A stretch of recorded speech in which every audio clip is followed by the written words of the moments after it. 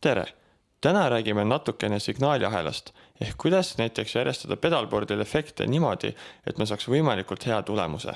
On olemas korrektne viis, kuidas pedaale omavahel järjestada, kuid see ei tähenda, et me võiks natuke reeglid murda ja ka lõbutseda. Aga enne seda katsume ikkagi selgeks teha, milline on üks korrektne signaaliahel, millised pedaalid omavahel ka päriselt koos hästi töötavad, nagu näiteks kas distortion pedaal peaks olema enne või pärast overdrive pedaali või delay pedaal enne või pärast reverbi pedaali. Kõigepealt asetame pedalboardile häälestaja. Pole olemas mitte midagi hullemat kui häälestara kitarr. Selle vältimiseks ja võimalikult täpse häälestuse saamiseks peaks olema häälestaja efektireas täpselt esimesel kohal. Kui see on paigas, siis võime lisada filtertüüpi efektid, nagu näiteks wah-wah, auto-wah ja equalizer pedaalid.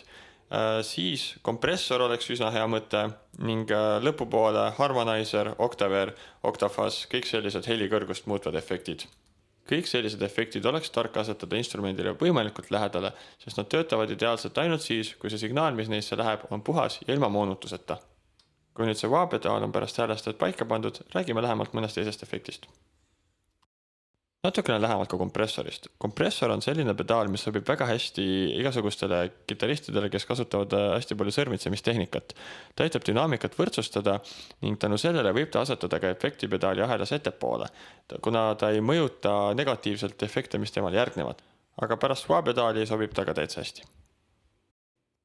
Nüüd oleks siis aeg asetada lauale igasugused helikõrgust muutvad efektid. Ehk siis haara oma lemmik oktavpedaal, harmoniseerija, octave-fuzz tüüpi efekt või mingisugune pitch shifter ja asetada lauale nüüd. Kuid kõik need efektid, mis siia gruppi kuuluvad, on äärmiselt tundlikud igasuguse kitarrisoundi muutusosas, nii et nende omavaheline järjekord võib sõltuda väga palju mängijast ja tema mängutehnikast endast. Nüansse on palju. Drive-pedaalid.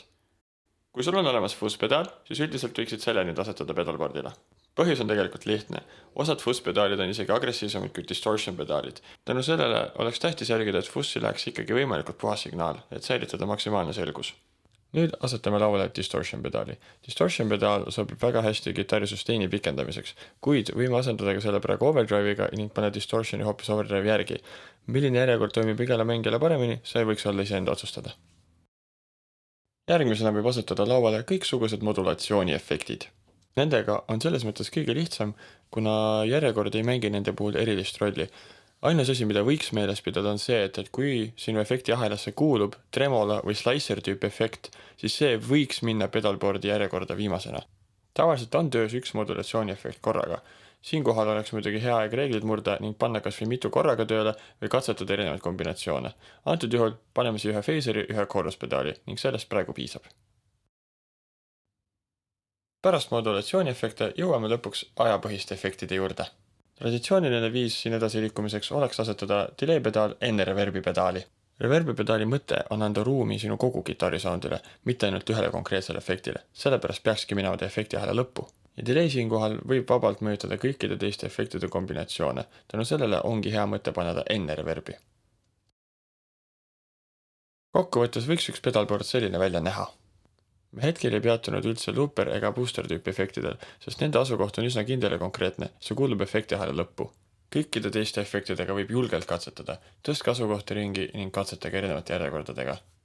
Siinkohal võikski lõpetuseks mainida, et tegemist ei ole rusikareeglitega, vaid pigem nõuannetega. Teinekord, kui inspiratsioonist puudu jääb, proovige näiteks kõik efektipedaalid ringi tõsta, äkki komistategi täpselt selle otsa, mida vaja oli.